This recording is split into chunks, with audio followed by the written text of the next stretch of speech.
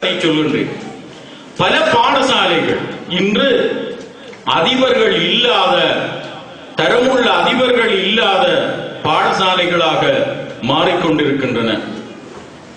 20, 30, 40, 50 வருடங்களுக்கு அல்லது 100 வருடங்களுக்கு முன்பு மிக பாரிய சாதனைகளை நிகழ்த்திய பாடசாலைகள் எல்லாம் இன்று பெயர் தெரியாத பாடசாலைகளாக தங்களை மாற்றிக்கொண்டிருக்கின்றன. நீங்கள் அநேகமாக பார்த்தீர்கள் என்றால் மிகவும் வேதனை தரக்கூடிய விஷயம் என்னவென்று சொன்னால், பாடசாலைகளுடைய பரிசளிப்பு விழாக்களுக்கு நாங்கள் செல்கின்ற போது அந்த பாடசாலை பரிசளிப்பு விழாக்களில் பங்கு பெற்றுகின்ற போது அந்த பாடசாலைகளின் வரலாறுகள் பற்றி கூறுகின்றார்கள். அந்த வரலாறுகளை நீங்கள் பார்த்தீர்கள் என்றால் பெரிய பாடசாலைகள் 100 வருடங்கள் 200 வருடங்கள் என்ற சாதனைகளை கொண்டிருக்கும். ஆனால் பாடசாலைகள் தரத்தில் சாதித்ததாக இல்லை. வேறு பாடசாலைகளை நீங்கள் பார்த்தீர்கள் என்றால் அந்த பாடசாலைகள் ஆரம்பிக்கப்பட்டு 10, 20 அல்லது 5 வருடங்கள் இருக்கும். அவற்றின் சாதனைகள் மிகப்பெரிய அளவிலே இருக்கக்கூடியதாக இருக்கும். இந்த நிலைமை இப்பொழுது காணப்படுகின்றது. உங்களுடைய கண்ணுக்கு முன்னாலேயே நீங்கள் அதனை பார்க்கக்கூடியதாக இருக்கின்றது. புதிய பாடசாலைகள் சாதிப்பதும் பழைய பாடசாலைகள் ஓய்ந்து விடுவதும், அதாவது இந்த மனிதர்களுக்கு வயது செல்வதை போல, ஆற்றல்கள் குறைவதை போல, அவர்களுடைய அந்த வீராப்பு குறைவதை போல பாடசாலைகளும் குறைந்து விடுகின்றது. அப்படி இருக்க முடியாது என்பதை மாற்றி இருக்கின்ற அந்த சரித்திரத்தை மாற்றி அன்று தொட்டு இன்று வரை நாங்கள் அதே வீரியத்துடன் தான் செயற்படுகின்றோம் என்று சாதித்த பாடசாலை தான் ஃபத்திமா காலேஜ் என்பது இந்த எண்ணிக்கையில் இருந்து தெரிய வருகின்றது. இன்றும் கூட அந்த தரத்தை இழக்காத வகையில் ஃபாத்திமா கல்லூரி தன்னுடைய அந்தஸ்தை நிலைநிறுத்திக் கொண்டிருக்கின்றது. இது ஒரு சந்தோஷப்படக்கூடிய ஒரு விஷயமாக இருக்கின்றது. கல்முனை வலயத்திலே நான் வலய கல்வி பணிப்பாளரும் கேட்டேன், எத்தனை பேர் ஸ்காலர்ஷிப் பாஸ் பண்ணி இருக்கின்றார்கள்? 341. அப்படித்தானே? 341 என்று சொன்னார். 71 மாணவர்கள் இந்த கல்லூரி மாணவர்கள். கிட்டத்தட்ட 5இல் 1 பகுதி மாணவர்கள் இந்த கல்லூரி மாணவர்களாக இருக்கின்றார்கள் என்பது ஒரு பெரிய சாதனை, சாதாரணமான சாதனை அல்ல. இந்த வரலாற்று சாதனையை இந்த கல்லூரி தக்க வைத்துக் கொண்டிருப்பவன் சூட்சுமம் என்ன என்பதை பற்றி சிந்திக்க வேண்டும்.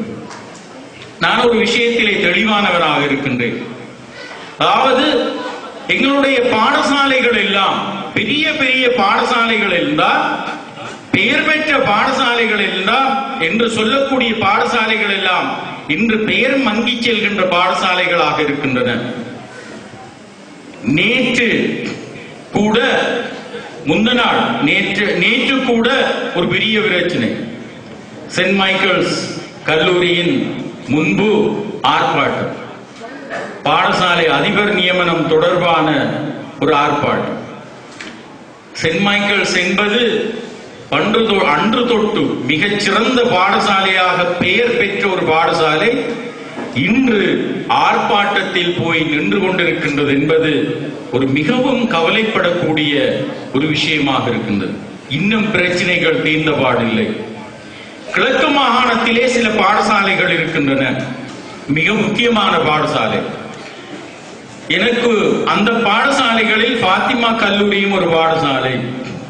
இப்பொழுது ஒரு அச்சம் தோன்றி இருக்கின்றது, இந்த பாடசாலைக்கும் அந்த கதி வந்து விடுமோ என்று. எனக்கு தெரியவில்லை, பெற்றோர்கள் தான் இருக்கின்றீர்கள், உங்களுடைய முடிவுகள் என்னவென்று எனக்கு தெரியவில்லை. ஆனால் உங்கள் கால்களில் விழுந்து கேட்டுக்கொள்கின்றேன், இந்த பாடசாலைக்கு அந்த கதியை ஏற்படுத்தி விடாதீர்கள். ஏனென்றால் இந்த ஃபத்திமா கல்லூரி என்பது நான் நினைக்கின்றேன் ஒரு சமூகத்துக்கு சொந்தமான பாடசாலை அல்ல. நான் நினைக்கின்றேன் கிழக்கு மாகாணத்தில் உள்ள சிங்கள மொழி மூலம் என்பதெல்லாம் சிங்களவர்கள் இங்கு கற்கவில்லை. கிழக்கு மாகாணத்தில் உள்ள, குறிப்பாக கல்முனையில் உள்ள இன்று இருக்கின்ற மிகப்பெரிய சாதனையாளர்கள், திறமைசாலிகள், கல்வியலாளர்கள், அரசியல் ரீதியாக புகழ் பெற்றவர்கள், சமுதாயத்தின் தலைவர்களாக இருக்கின்றவர்கள் எல்லாம் முஸ்லிம்கள் என்றாலும் சரி, தமிழர்கள், இந்துக்கள் என்றாலும் சரி, இந்த பாடசாலை உருவாக்கியவர்கள் தான் அதிகமானவர்கள் இந்த சமூகத்திலே இருக்கின்றார்கள். இது நாங்கள் பாராட்டப்பட வேண்டிய, சந்தோஷப்பட வேண்டிய ஒரு விஷயமாக இருக்கின்றது. இவ்வாறு உருவாக்கிய ஒரு பாடசாலை தன்னுடைய அந்தஸ்தையும் தன்னுடைய கௌரவத்தையும் இழந்துவிடக் கூடாது என்று நான் கருதுகின்றேன். பொதுவாக கிழக்கு மாநில அண்மையிலே இந்த மெத்தடிஸ்ட் 200 ஆண்டு விழாவிலே, மெத்தடிஸ்டுகளின் 200வது ஆண்டு விழா என்று நான் நினைக்கிறேன், திருவோணமலையிலே கொண்டாடினார்கள். அதிலே நான் என்னை பிரதம அதிதியாக அழைத்திருந்தார்கள்.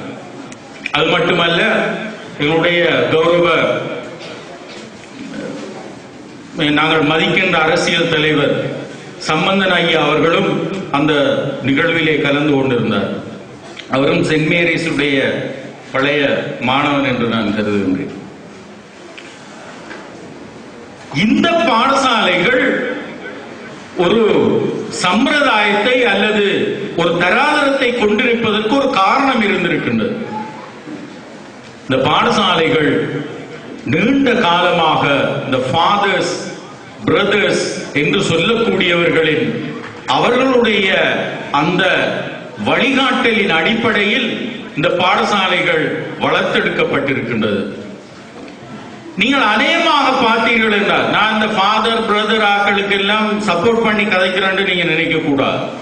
என்னுடைய கருத்து வேறு விதமானதாகும். இலங்கையில் இருக்கின்ற அனைத்து பாடசாலைகளினுடைய சரித்திரங்களை நீங்கள் எடுத்து பார்க்கின்ற போது, இந்த நிர்வாகத்தின் கீழ் இருந்த பாடசாலைகளின் காலத்தை, அந்த நிர்வாகங்கள் இல்லாத காலப்பகுதியினை நீங்கள் ஆராய்ந்து பார்த்தீர்கள் என்றால் ஒரு பாரிய வேறுபாட்டை நீங்கள் காணக்கூடியதாக இருக்கும். அந்த பாடசாலையின் கட்டமைப்பு, அந்த பாடசாலையின் ஒழுக்க விவகாரங்கள், அந்த பாடசாலையுடைய முக்கியமாக நாங்கள் பொதுவான ஒரு விடயத்தில் டிசிப்ளின் என்று சொல்லுவோம்.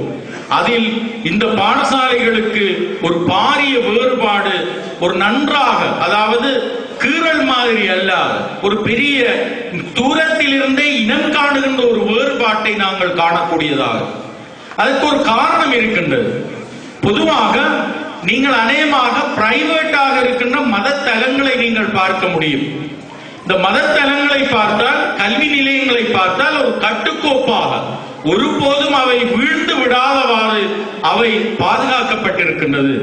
அதற்கு ஆன்மீகம் ஒரு முக்கியமான விஷயமாக இருக்கின்றது.